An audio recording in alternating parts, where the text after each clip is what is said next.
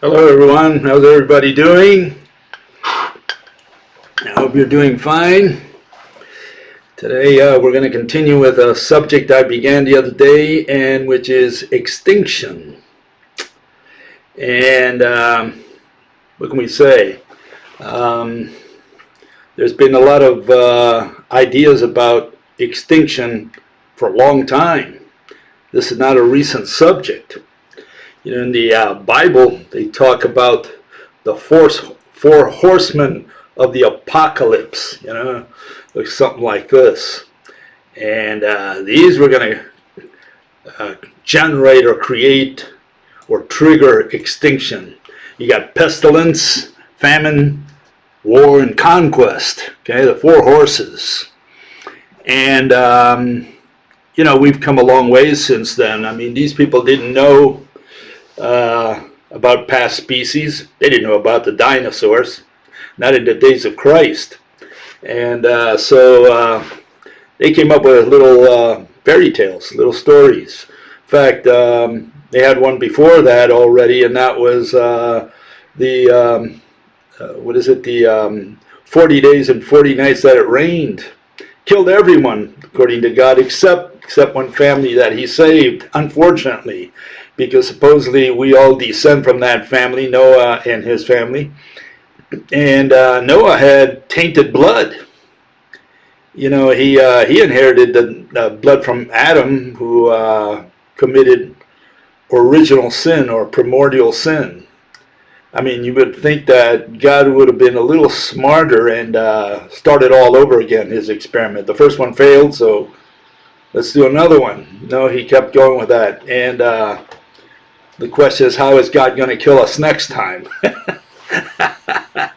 Okay, he's going to have to be a little more creative, you know, maybe not do it with rain next time. Anyways, we've done better. We've learned that other species disappeared. There's a little chart that gives you a quick view of what the establishment, what the paleontologists think about extinctions, and it looks something like this. There were many extinctions, mass extinctions throughout history of life on Earth, but there were 5 major ones where a lot of species died.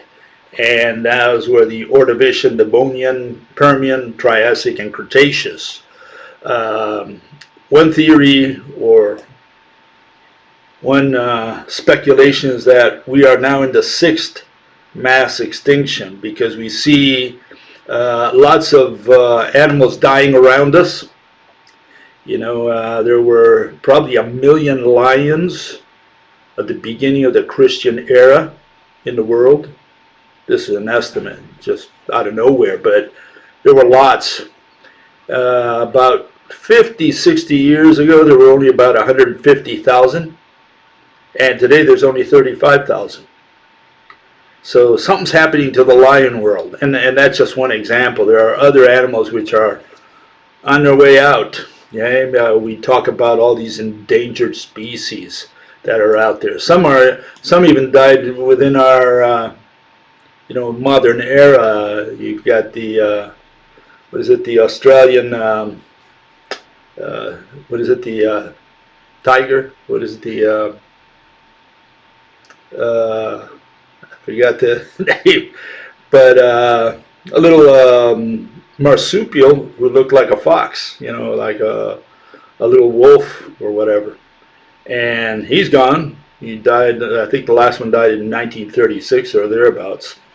Anyways, yeah, we've had extinctions more recently, and so we investigate those.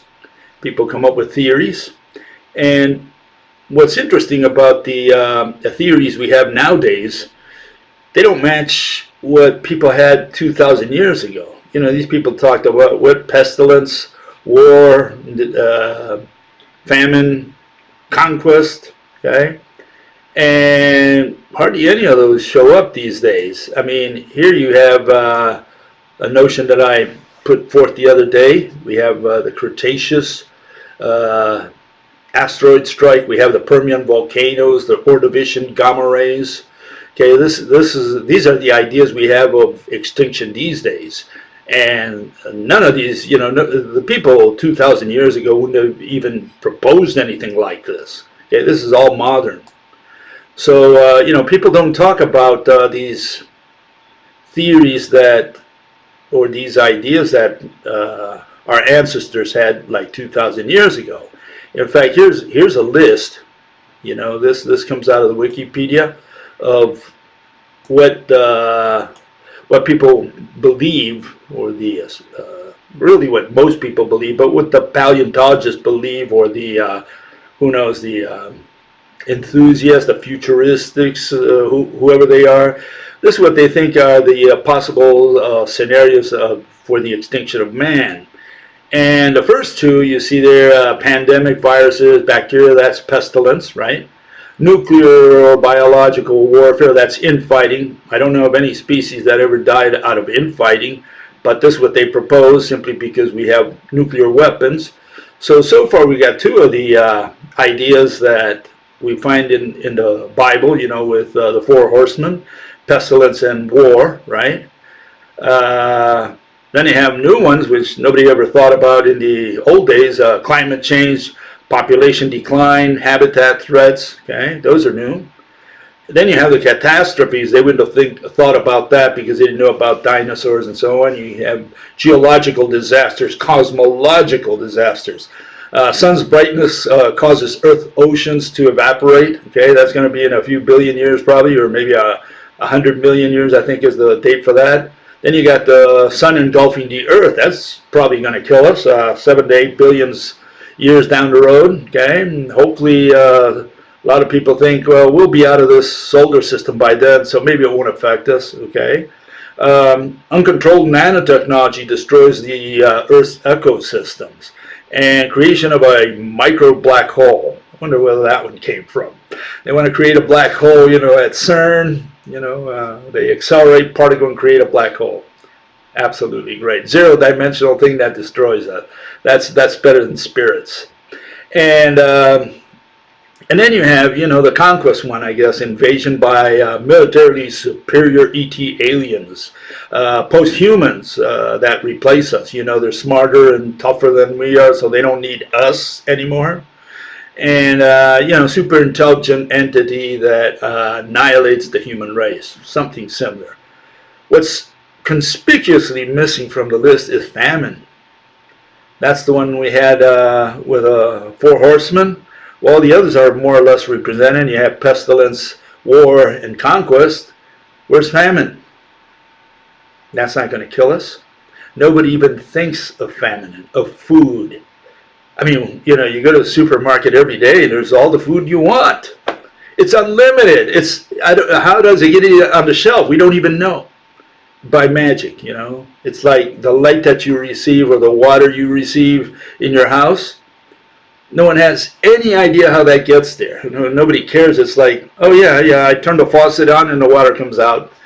And when I need food, I just go to a supermarket and there it is, by magic. How it got there, we have no idea. Who made it, who packaged it, who delivered it, no idea. All we do is just go with money and we can buy anything we want. And so we've gotten to the point that we take food for granted, okay? And so famine is not on the list. Big absence, I would say. The argument here is that famine is what causes it. In other words, here I got a little give. It's the third horseman, the black horseman.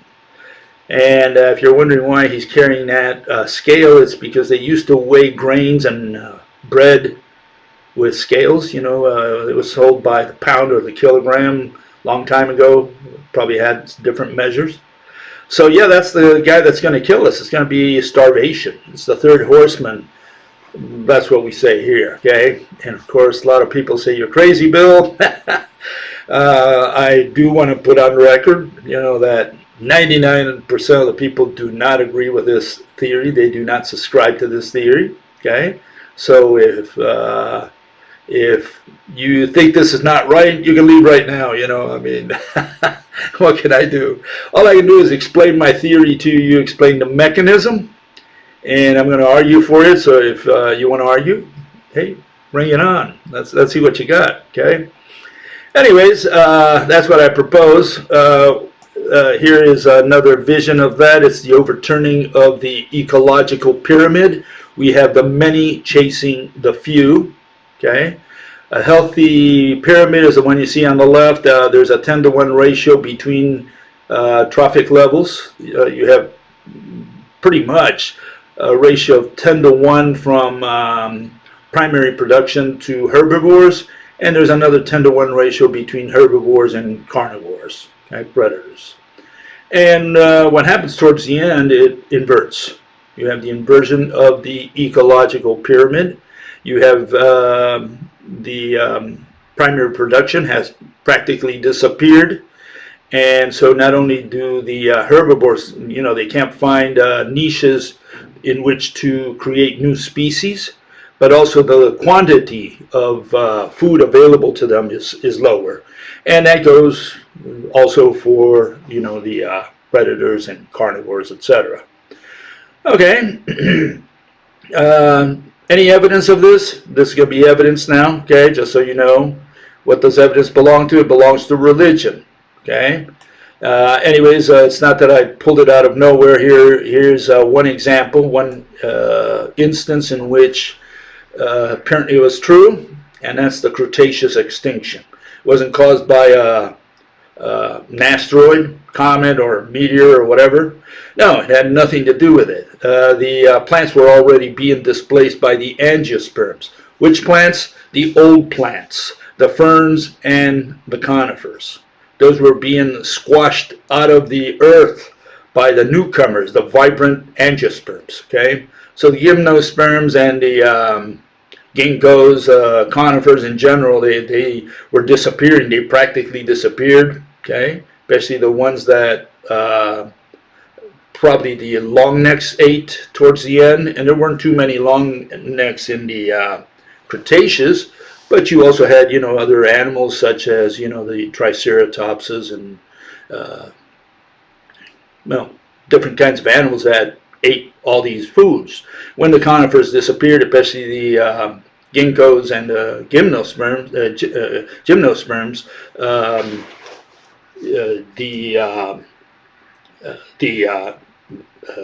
dinosaurs, the herbivores that used to eat that, you know, they couldn't diversify and their numbers reduced. And because that happened, so did the carnivores.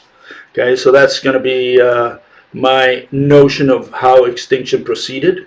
Okay. Okay.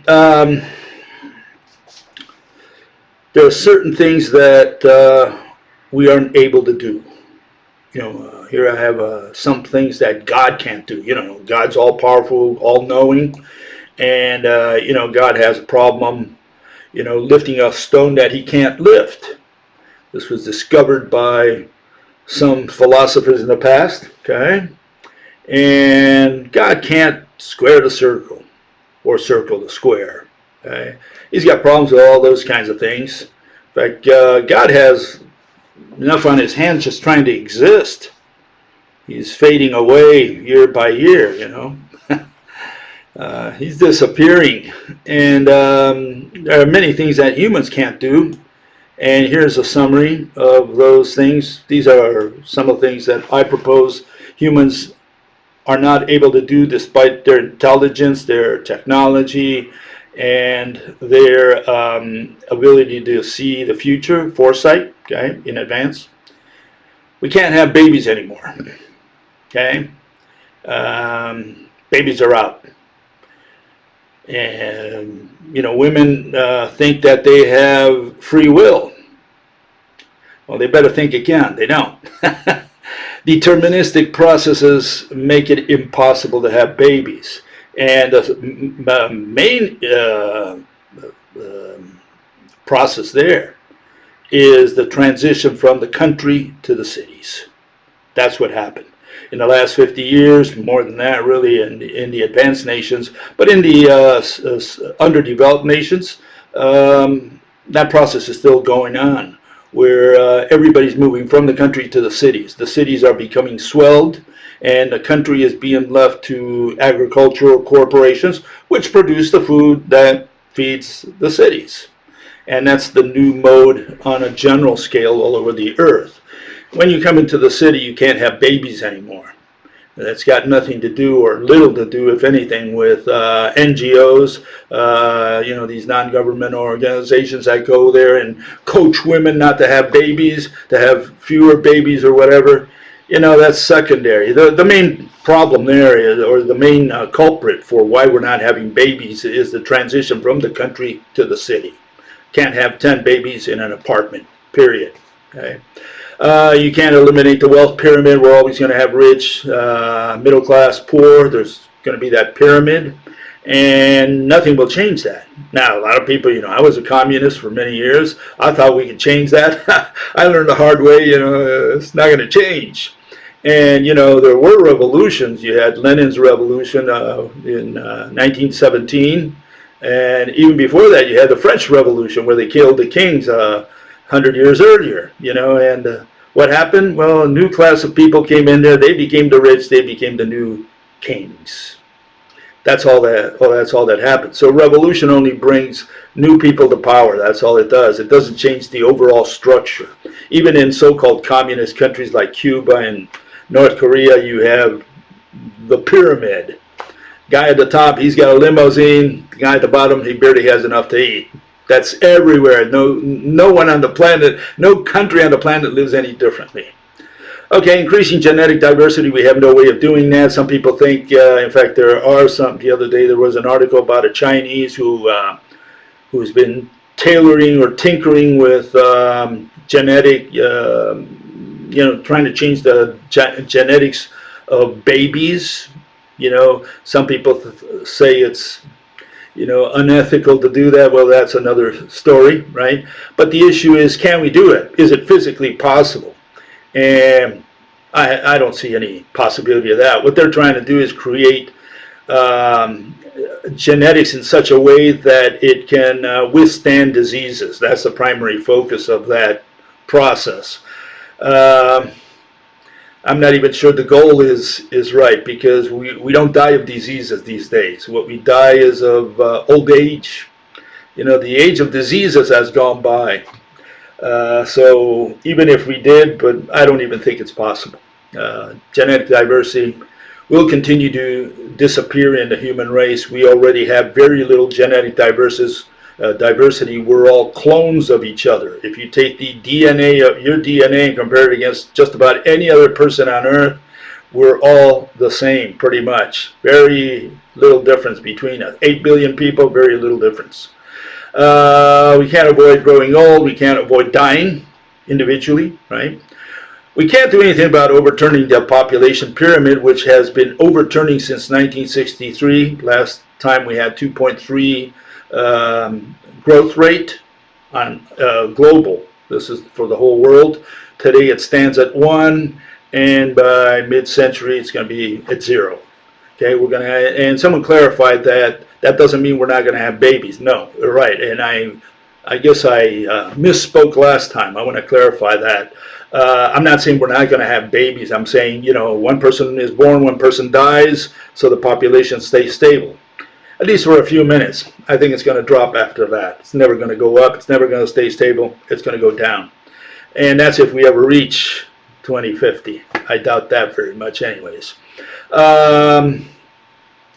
We cannot travel to the past, to the future. That's relativistic nonsense. Travel to the nearest star, impossible. No way we can do that. Colonize Mars, I don't think it's ever going to happen. Yeah, if we had 1 million years, maybe you could terraform Mars and play around with the atmosphere and the pressure and the gravity, But again, Mars is a smaller planet. Not half, but close to half the volume of the Earth.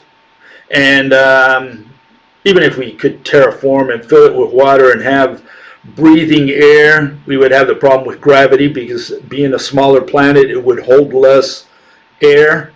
Therefore, the pressure at sea level would be different. Okay, would be not as strong as it is here. How long it would take? Calculations based on current technology stand anywhere between 100,000 and 200,000 years. Can we improve on that with some kind of advanced technology? Well, even assuming we could, I cannot imagine it's ever going to happen. Colonizing Mars, like Carl Sagan dreamed of, and contacting the Klingons and so on, it's never going to happen. We're dead. We're on the last stretch now. So, well, again, some people have these dreams. They watch a lot of Hollywood movies. That's where they get their education. They believe all this is possible. Okay? I can't do anything about it. You believe what you want. Extinction of the human race. We cannot avoid it. All species are born to die. There is not one species that survives. Some people believe there are species that live forever. They have these Lazarus species. And there's a big issue there. It's just, what can I say? Plain ignorance. And that comes from paleontologists, certified guys, so go trust them. Anyways, recapping what I did last week, just so last time. Extinction 101. If you're going to put comments, start by telling the crowd how past species disappeared. Don't start with man. Everybody loves to talk about, everybody's an expert on man, on humans. We all know how they're going to die or how they're not going to die. Everybody knows that. Everybody's got an opinion. Nobody's got a mechanism, because so far I haven't seen any mechanism. But it'd be nice if you can show that you're an expert at extinction before you show your expertise in the extinction of man. Okay? And that I call Extinction 101. Extinction of man, we'll call that Extinction 102. Okay? You can't get to 102 until you did the prerequisite. Okay? So you must explain past extinctions. I argued that food chain was included in all extinction theories. Therefore, it's the common denominator. It's what I call the cookie cutter. Okay, we can apply it to any age, any habitat. We can apply it to any climate, and it also explains selectivity. You can explain through the food chain why one food chain disappeared, why one remains alive, and you can also explain with this mechanism why what disappeared was always, in every case, 100% of the cases, okay? The old species disappeared. The new species, the ones that Mother Nature spawned relatively recently, those were the ones that continued. The mammals came after the dinosaurs. What disappeared were the dinosaurs. The dinosaurs came after the archosaurs. The archosaurs were born or were spawned before the dinosaurs were spawned. The synapsids came before the archosaurs. They were spawned by Mother Nature before the archosaurs. Isn't there a pattern there that you see? It's like, it's always the old species that die and the new ones that continue. Well, the only reason for that is food. When the plant disappears, the one the old species got used to after millions of years, all these species diversified, and each one got their own niches and their climates and the different plants and whatever they ate. And when that whole ecosystem, disappeared, so did the animals that forged a long-term relationship with them. Why didn't the other animals die? Because they were small at the time. They were growing together with a new vegetation. And as far as they were concerned, they were not even part of the other food chain. So we're talking about different food chains. Same in the water. In the seas, what you had is different food chains. When one food chain disappeared, like in the case of the mosasaur at the end of the Cretaceous, they disappeared. That didn't affect the fish at all, because they were two different worlds. The mosasaurs ate a lot of ammonites. It turns out the ammonites disappeared. What did the ammonites eat? They ate the foraminifera. And those disappeared, which, by the way, they were all giants. The foraminifera were giants, as well as the nanoplankton. They were big monsters compared to what came after. The ammonites, they disappeared. Why? They were big. Mosasaurs, they disappeared. Why? Because they were big. All the big guys disappeared. And the little guys stayed behind, in general terms. This is in general terms. But you'll always find that what disappears at the end of a mass extinction is always, always big.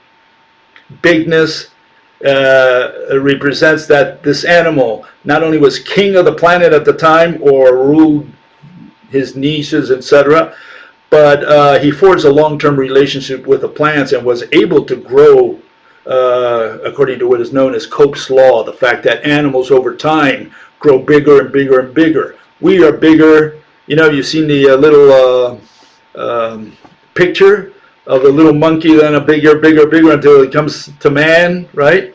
And that's what it was. We're bigger than what our ancestors were in general terms. Okay, so you got to look at these things. T-Rex was big. He was the guy who died at the end, and he wasn't made big from the start. He grew to that big size over millions of years. Anyways, plants undergo cycles. Plants have this overturning of their population pyramid. They have their loss of genetic diversity after millions of years. They will die no matter what. Today we're helping that process. People don't like to eat grapes with seeds, so they eat seedless grapes. And so what do our farmers do? Well, they clone these plants. I don't know if you've seen how grapes are grown today, but they just take a piece of another plant, they plant it, and they have a new plant. So it's all cloning. All that stuff is cloned. We do that with horses. We do that with cows also. You don't let any bull just mount a cow or any horse like a racehorse. You don't let anyone. He's got to be the winner. He's got to be the star. That's the kind of semen you want inside that female. Okay. And so the other guys, I don't know, they have to masturbate or something over there. And man cannot avoid the same process. Man cannot avoid running into starvation. And the main reason for that is that we grow food for an abstraction we call money. And my argument is going to be that it is money which is going to disappear. We have this abstraction, and our very lives depends on this abstraction. And yet people have trouble believing that, that it's food that's going to disappear because no one will produce it or distribute it to the cities. Why? Because money has disappeared. Because no one will accept money at some point, either because it devalued completely or because we all lost our jobs, or most of us lost our jobs, and the only purpose of money is to pay salaries. That's essentially it, okay, in a nutshell. And I'll go over more detail probably next week on this, but here we have the proposal. Anyone who wants to put a comment needs to deal with Extinction 101 first. If you can't put anything about the past animals, you know nothing about extinction. Much less can you know about human extinction. And people don't like that. People say, no, I want to talk about human. See, I'm an expert only in human extinction. But they don't know how any of the past animals died. No one. I received no comments on past extinctions. No one came up with a mechanism saying, let me tell you how the dinosaurs died, how the synapsids died, or how the archosaurs. No one. Not one person. But everybody, I had a lot of people put comments for all over the place. Everybody's an expert on human extinction. We know exactly how humans are going to die or how they aren't going to die. Okay, how they're going to avoid extinction, right? But we don't know anything about extinction, and that's suspicious.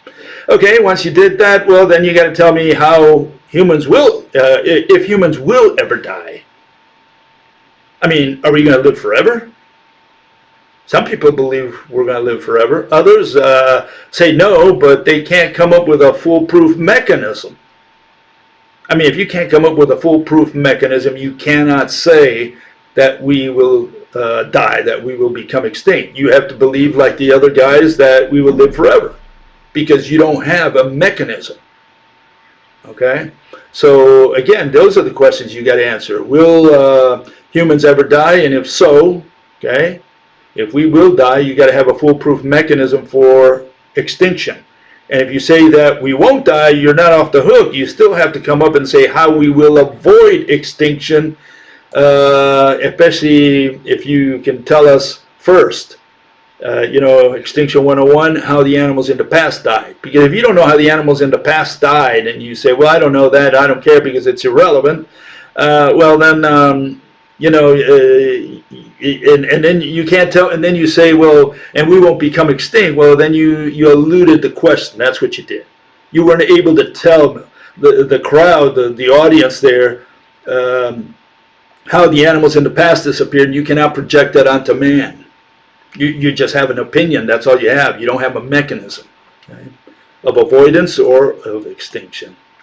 Okay, so let me get to the comments. And again, none of them addressed Extinction 101. Okay, so we'll just have to go whatever we have there. And here's one of the comments that came up. It says, if you enter an argument wanting to tear it to pieces before you even hear the argument, then you have no intention of finding truth. It only proves that you're too steeped in your own superstitions to consider truth. Loved it. Okay, so how do I reply to that? Well, here it is. First one is that, anyone who talks about truth or proof is talking about religion. He's a religious fanatic. We don't use the word truth in science. We don't use the word proof in science. It's only religious fanatics who use those words. And, proof is in the putting it in alcohol, as far as we're concerned. Religious individual attempts to talk about evidence because he's trying to prove to the jury. Scientist does something different. Scientist explains a mechanism so that you understand. You reach your own conclusion in your own dark basement later on. That's the way science should be run. Science has nothing to do with proving or truthing or whatever this individual talked about. And of course, he's one of these religious individuals who wants to cheat. He wants to skip Extinction 101 because he knows nothing about extinction. And he says, well, you're trying to defeat my argument from the start. I'm not. I want you to tell me something about extinction before you tell me about human extinction. If that's too heavy a burden for you, well, maybe you got to check your theory. And again, science doesn't want to listen to opinions. Science wants to listen to mechanisms, explanations of mechanisms, okay? Here's another comment, okay? And I think it was a woman. Cities need to be undone. Oh no, I think it's a fellow. This. And this individual says that we're destroying the environment.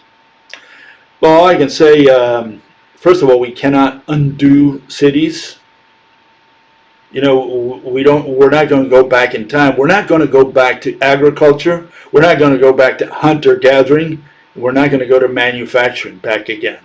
We're stuck with services, and from there we can only move forward, and forward means to unemployment. We are now in the unemployment phase, which I believe is the last phase in human economy. And more people will become unemployed in the coming months and in the coming years, whatever time we have. And until at some point there's going to be a breaking point where there's too many people unemployed collecting, some kind of insurance, Social Security, whatever. They're going to be retired, essentially, in life. They're going to be 20-year-olds living off the government. In other words, off the people who work, who pay their taxes, and those taxes go to welfare or to unemployment or whatever. So I think what's going to happen, you're going to have more and more unemployment because we are going to be kicking people out of manufacturing, for one. We're becoming more efficient with that. And they're going to all those people will be moving like we did in the past from agriculture to manufacturing. Now we're going to be moving all these people both agriculture, whatever's left. There's very little in agriculture in most countries. But we're going to be moving from manufacturing to services. And once you're in services, well, what do you have? You have a fake economy. Service is a BS economy. Most of it, at least. Insurance, that's a promise. Banking, that's a promise. All these are promises. Credit cards, etc. All those are promises. Something to happen in the future. And we rely on those for faith, on faith. You know, it's just faith that keeps that going. Nothing but faith. And, you know, when you come to think of it, everything humans produce, everything we produce, the only purpose of it, the only purpose of money, of richness, of wealth, is to exchange it for food. See, it only allows us to live one more day. See, Bill Gates, he can have 10 TV sets, he can have, I don't know how many cars, how many houses, but he cannot eat all more than a certain amount. And likewise, he can have 0 pet rocks. And for those of you who don't know what a pet rock is, and I think it was in the 70s, 80s, or 90s, this guy came up with the idea that instead of having a dog at home that you feed and moves around, wags his tail, you have this rock inside some kind of enclosure, and you talk to it, you know, you water it, whatever. Okay, and so the guy sold pet rocks, and he made some money with that. And you know, you can live with 0 pet rocks. You don't need those. You can't live with 0 food. So you can't live with 0 food, and you can't eat gazillions of tons of food, no matter how rich you are. Okay, so food is one of those Goldilocks type of commodity where it has to be just right for the population of Earth. You can produce all the cell phones you want, you can produce fewer cars, more cars, that doesn't matter. Food has to be just right. Okay, and people don't always understand the importance of food. We think we're not animals. That's the real issue. People, we've become so arrogant as humans that we don't even pay attention to food anymore. And when you look at it, all animals, the only thing they pay attention to is food. You know, think about that for a second. You know, especially those wild animals, all that's on their mind is food, their stomach. That's all that's on their mind. They don't think about cell phones, they don't think about anything except food. And we've forgotten our animal roots. That's what it is. Anyways, we're not going to go back to the past. We're not going to go back to hunter-gathering. We're not going to go back to agriculture. We're not going to go back to manufacturing. Those stages of our economic development are over. And now what we have is service economy in advanced countries like the United States and the European countries, Japan, not so much yet China. But all these countries, at least the advanced countries and a lot of the underdeveloped countries, in fact, they have like 85% of their economy, their GDP, gross domestic product, you know, is services. And services is a BS economy. It's an abstraction. There's no such thing as services. But especially the narco-caps, the anarcho-capitalists, they talk about value. Oh, value. So they have this abstraction. They think Mickey Mouse is for real and Donald Duck. They have this Disneyland economy. This is our notion of economy. This is what they were taught. This is what they repeat, and this is what they believe in. And, well, I can only smirk and laugh. What can I say? You know, the real economy is the food economy. And if you want to add something to that, add manufacturing. Don't add services, which is 85% of our economy, and it's all abstraction. There's nothing there.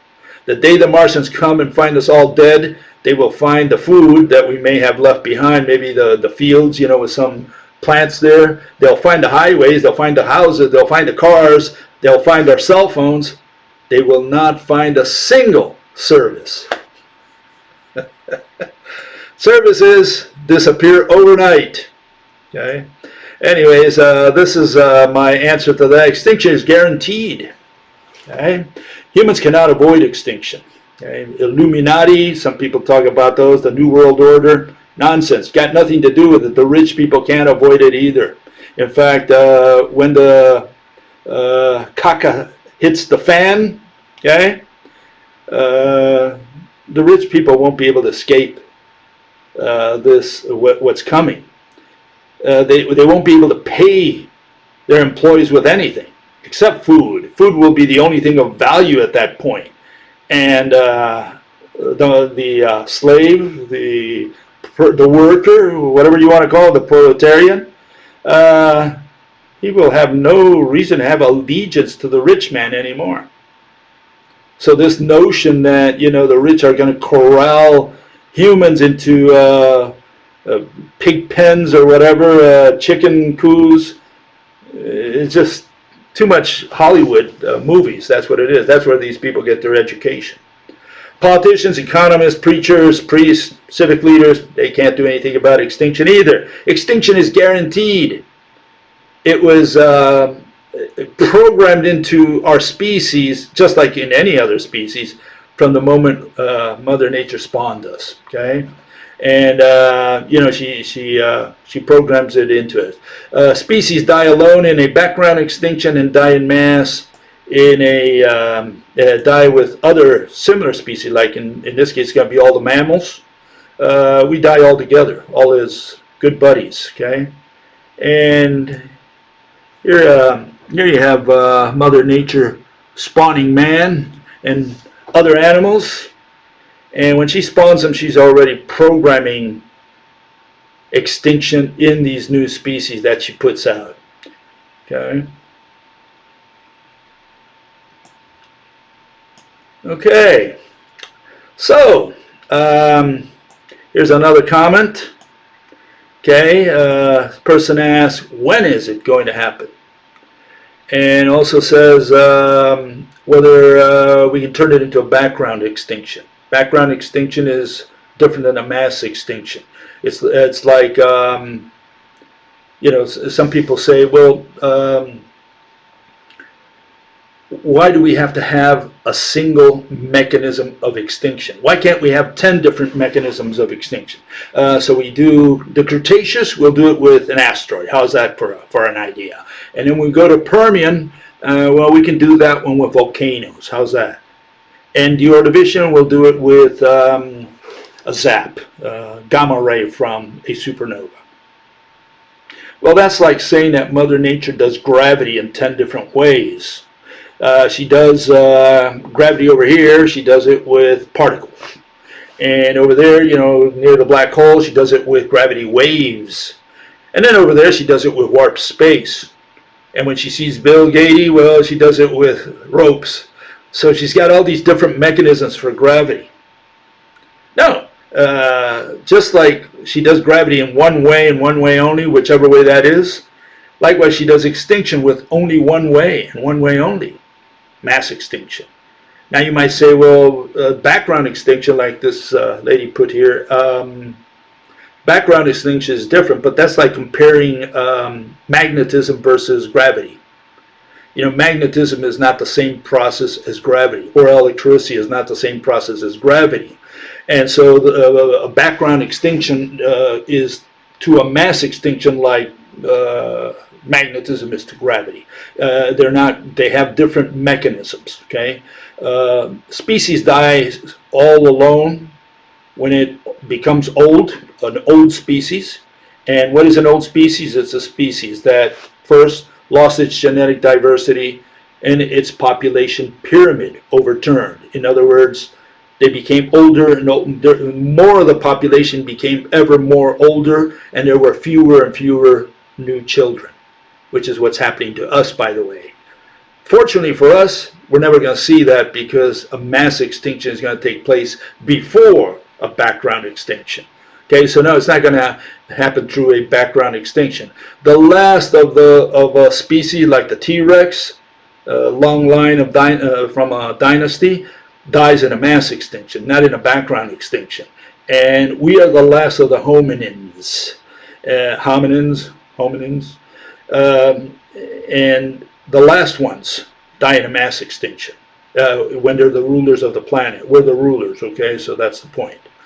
So yeah, we're going to die in a mass extinction. We're not going to die in a background extinction. We're not going to die of old age. We're not going to die because our DNA depleted or we lost our genetic diversity. We're losing it, yes, but we're not going to make it there. We're not going to die because of that. We're going to die because our economy collapses way before we lose our genetic diversity completely. Okay, like the Neanderthals lost it.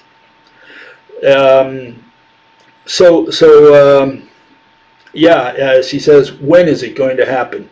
Well, her guess is as good as mine. I mean, you know, some people say I'm a lousy scientist too, but I'm a lousy astrologer, so I can't tell you when. I can't tell you the 1st of May of the year 2030. No way, no one can tell you that, not even God, okay? So we don't know when. All I can do is give you this history of modes of production. Part of this comes from Marxist, Leninist, especially Marx and Engels ideology. Okay, but it's they did research, especially Marx did research at the Library of in London for many years, and I think he had a good grip on this issue. So I like to use his notion, and it looks something like this. We had hunter-gathering for over 100,000 years, probably 200,000 years. After that, we discovered farming around the Neolithic era, plus or minus 10, not minus, but about 10,000 years ago, maybe 12,000. Okay, there's different estimates. And so farming displaced hunter-gathering. We started doing less and less hunter-gathering, and we moved into farming. And farming eventually became commercial. We went from subsistence to commercial farming. For the first time, we invented trade, something lots of people today have serious problems understanding. Everybody thinks we had trade in the days of the Neanderthals, in the days of the Upper Paleolithic. No such monster. We're the only animal that trades. You know, typically hyenas don't trade with cheetahs, for example. They kind of steal, but they don't trade. And we never traded. There was no such thing as trading, because the guy who went to trade traded his life. That's what he traded. You don't trust anyone in the jungle. There's no 911 to call. And so we went from hunter-gathering into farming, and at some point we discovered, or whatever, trade, commerce. And for the first time we started trading and became specialized in what we did. Some people did farming, some people did, I don't know, carpentry, others did blacksmithing and so on.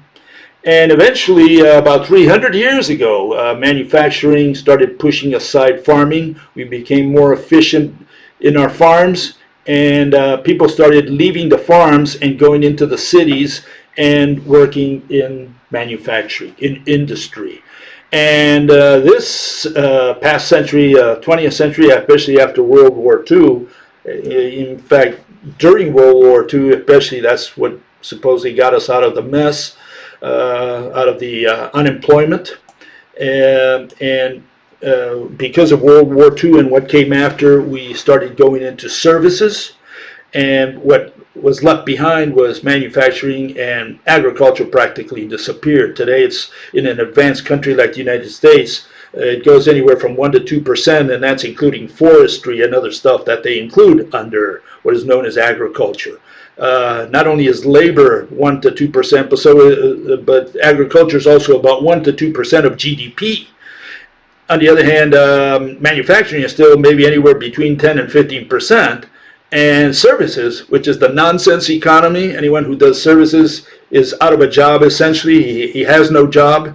That's 85% of the people. Okay, and so what's next is true unemployment, where you do whatever you do, but you don't get any money. The only way to get money is from the government, because there is no job out there for you to do, because every niche is taken over. And yeah, people say, Bill, you're crazy. You don't know anything about economics. Okay. It's just what people believe. And yeah, it's incredible, but it's very hard to get some of these points through. Okay, so here's another comment. Says on the imminent extinction of man, you're right. You are right for all the wrong reasons. Oh, okay. Let's see. We are heading towards extinction because of genetic engineering. So we're engineering ourselves out of our bodies or something, right? We're going to become androids or whatever. We will be going the way of Cro-Magnon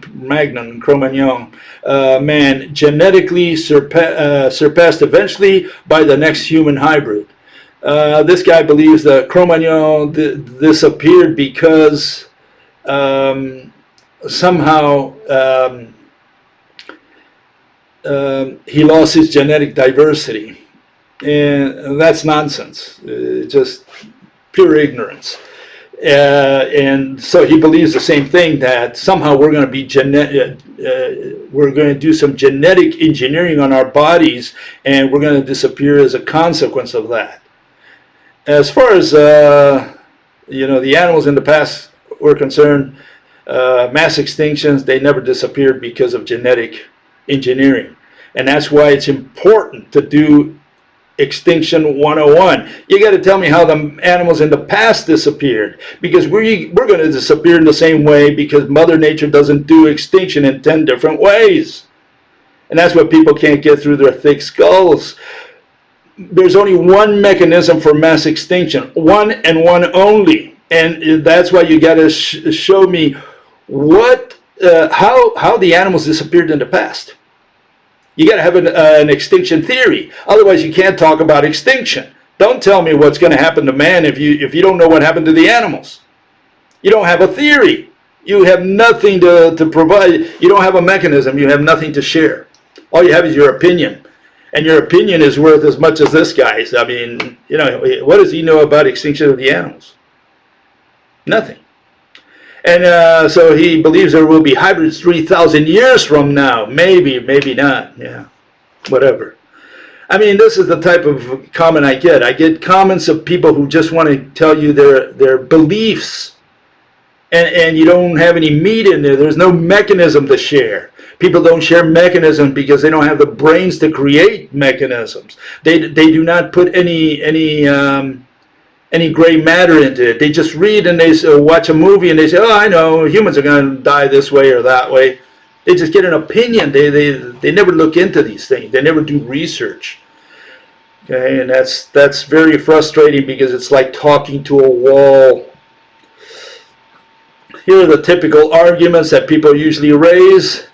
And it says, we've had an economic crisis in the past. They didn't cause extinction. This is one argument always thrown against me.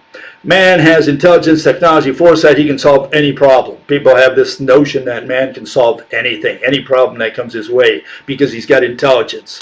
And yet, God can't lift a stone that he can't lift, so. Humans won't become extinct. We will evolve, we'll colonize the stars. People have these dreams of going somewhere out into space. We can't even get to the moon, barely to the moon, I mean. Then they don't want to do it with humans anymore because it's too costly. Okay, insurance alone is exorbitant. Humans will become extinct, but not through economics. We'll nuke each other. Never's been no animal in the past died from infighting. Horses never killed horses to the last horse or anything like that. Okay, disease never killed any species. Disease never killed a species. Always someone survives, no matter what disease, no matter how virulent it is. Okay. ET catastrophe never happened. Okay. Not a single species died because of asteroid or volcanoes or gamma rays. Absolutely ridiculous.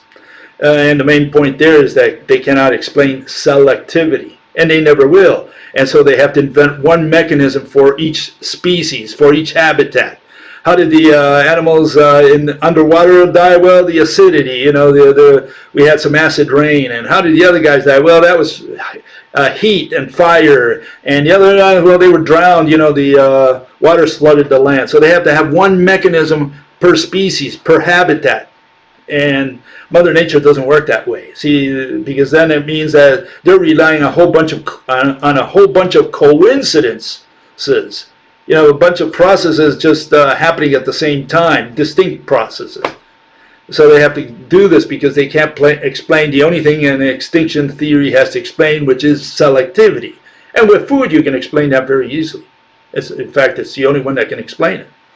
Okay, and there can't be a total economic collapse because, as the anarcho-capitalists say, we'll continue trading.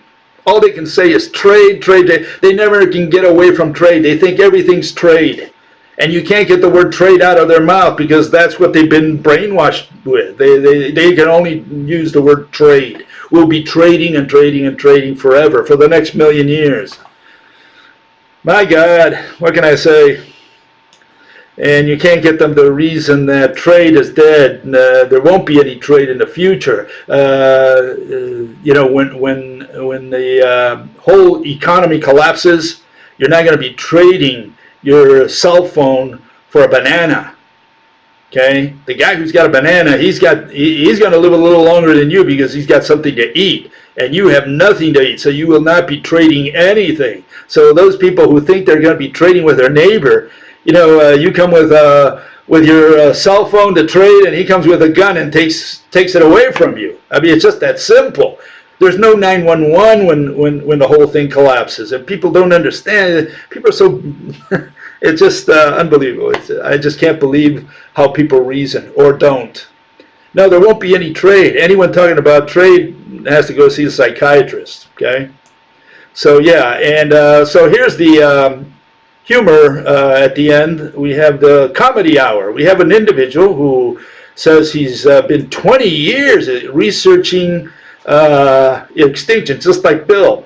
Well, I don't think so, because this guy could not come up with a single mechanism. He hasn't said anything, in fact. You'll see it here. Starting at the human extinction level, in other words 102, and not extinction level 101, is irrelevant. Okay? I would go so far, using Bill's own words, that anyone linking dinosaur extinction to human extinction is an ignoramus. Okay, but see, he hasn't justified it. That's a statement. He hasn't justified it. I justified it. That's the difference. Okay, I said why it's going to happen that way, because first, we can only have one mechanism of extinction, and that mechanism is food. Why is it food? I showed graphs first, and second, it's the only one that explains selectivity. So I have a reason for proposing food. Okay, this guy, as you'll see, he has no idea whatsoever. Animals, plants, bacteria over the last billion years have barely been able to change their environment to the same as humans. So what? What does that have to do with extinction? Where's the connection? Animals live to simply procreate and pass on their genes. Well, I thought he was talking about humans. I mean, what do we live for? Just to procreate and pass on our genes, I guess, right? Humans are the only animal species. Oh, first he said animals and humans. Now he says we're an animal. At least he recognizes that we belong to the animal world. Certainly we're not rocks and minerals. We're not plants. I guess we're animals, right? Humans are the only animal species that can control, and we will become significantly better at this in the future, their environment. We are the only species that has gone to space on purpose. So what does any of that have to do with extinction? Where is the connection to extinction? Okay, so the fact that he mentions that, it's just, again, it's spinning his wheels. Here's another comment by that same individual, and says he gives me a link. I go to that link, and he says, summarizes the link, says, even Bill's favorite theory of food shortage is there. So he really should denigrate the scientist whose endless hours of work these simple statements summarize. And he says, a rational model of extinction that is consistent with a food pyramid. Well, not really. First of all, I mentioned already that all extinction theories talk about the food chain. I've already said that. This guy wasn't listening or something. I don't know. So he didn't catch that. And so, but anyways, when you go to this site that he puts in there, and it just shows you how these people think, okay, how the majority of people think.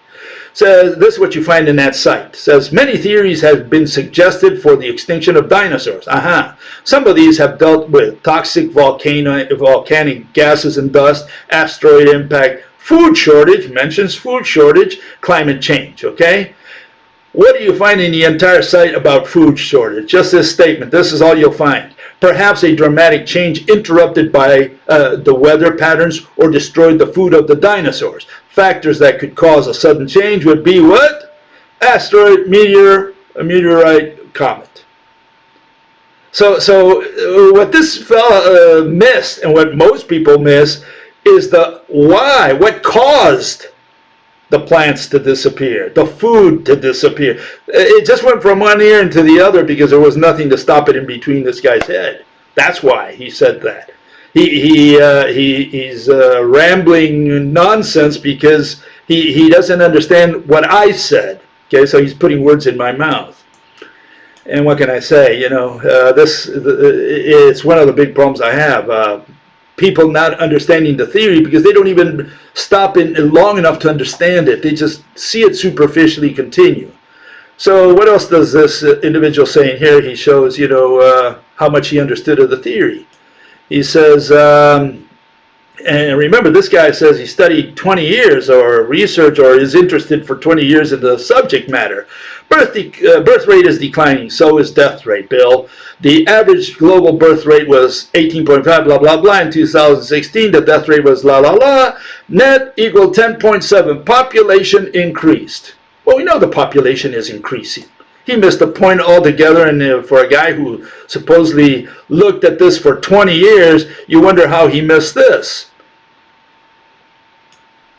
This is the chart that shows that towards the middle of this century, world population is going to level off.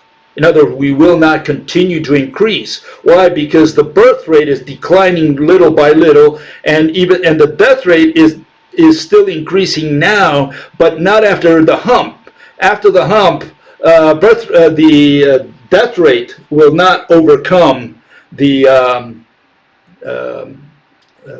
birth rate. In other words, it's only after we here. Let me show this other graph, which will put it in the right perspective, which is similar. You'll find these graphs all over the internet. Okay, we go from convex to concave. In other words, towards the middle of the century, it's going to level off. Okay, that's what's going to happen, no matter what. And what's going to happen after that? Then birth are going to go down drastically, and death rates are going to follow right behind because the old people will start dying.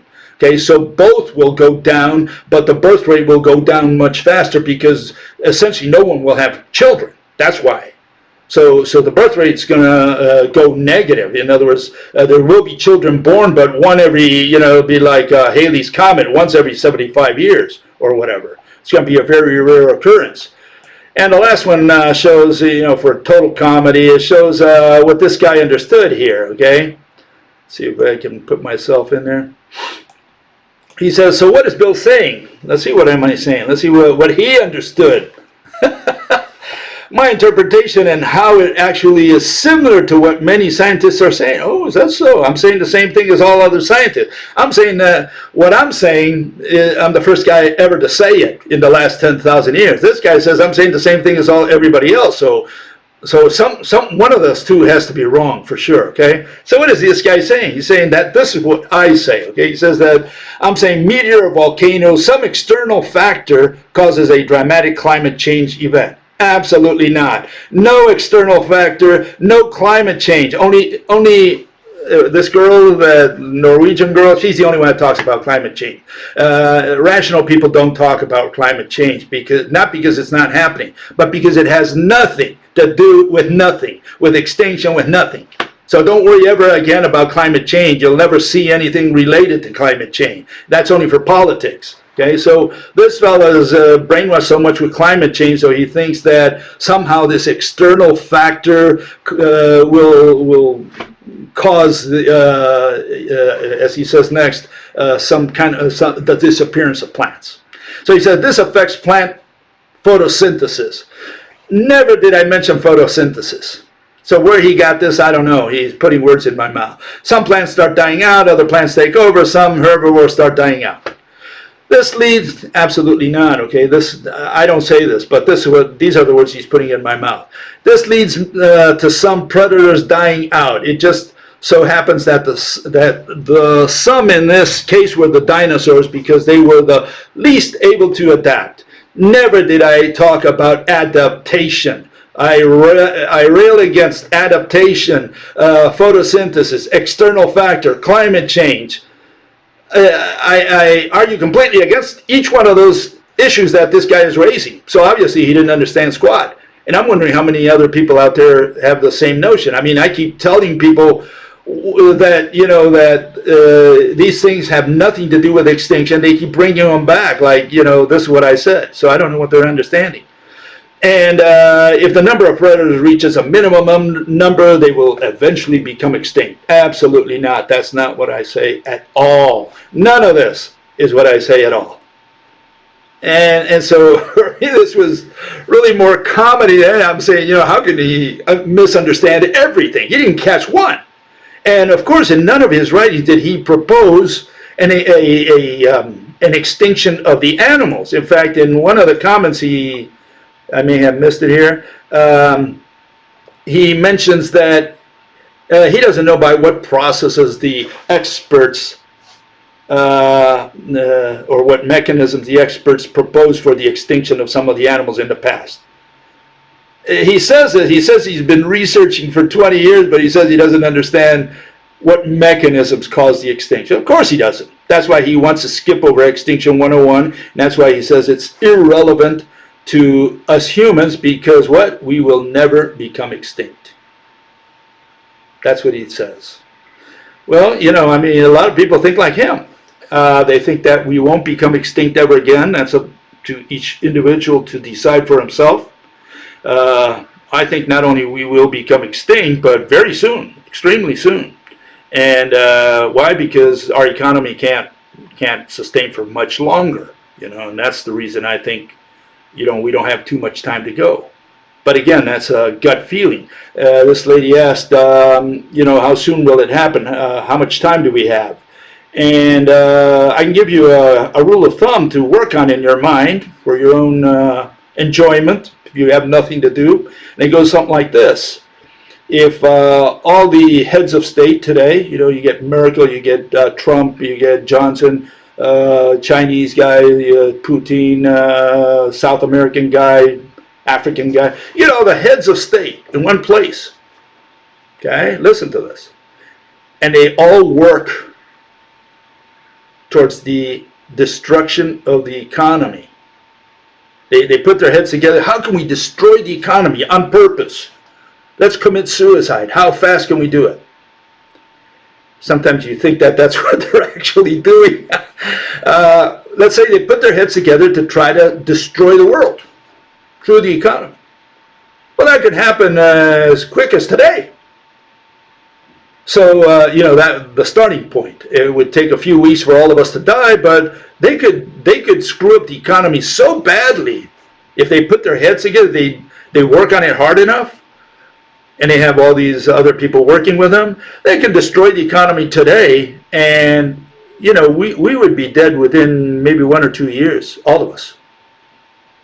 So now you have your minimum scenario. That's the fastest. That's how fast we can go extinct. Now, what's the maximum? Well, the maximum is, what if we did everything right?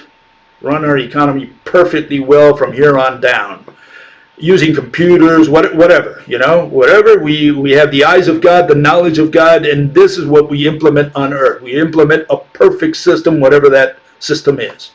And let's say that would allow us to live 50 years, 50 more years. Well, that would never happen.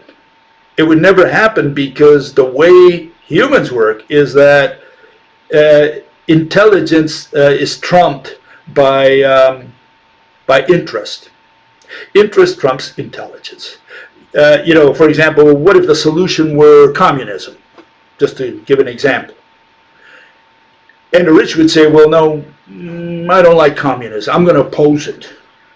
And the guy does everything possible to avoid going into communism. And you have all these rich people moving their money around, whatever it takes, because they want to preserve their privileges. So even though intelligence says this is what we should do, whatever it is, I'm just giving communism as an example, interest will go against that. And so we never get the best of that intelligence can give us. We always get less than that because of interest, personal interest.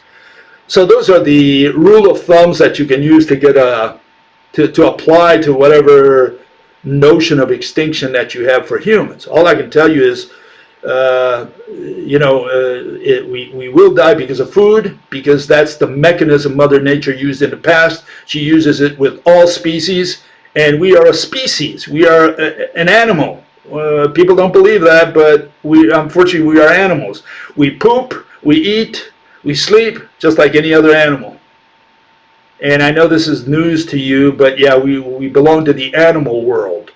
And, we don't care about, and, Mother Nature doesn't care about our cell phones, our cars, our airplanes. She only makes sure that we care about food. Food keeps us alive 3, 4, 5 days, together with air and water, of course, right? The vitals. And that's what kills. Those kill for sure. And the other thing that kills is obviously aging, which is a function of gravity. And the other thing is, disease and so on. But, disease never killed a single species. So it's got to be food. And why food? Because it's run under our artificial economy. And our artificial economy cannot grow forever.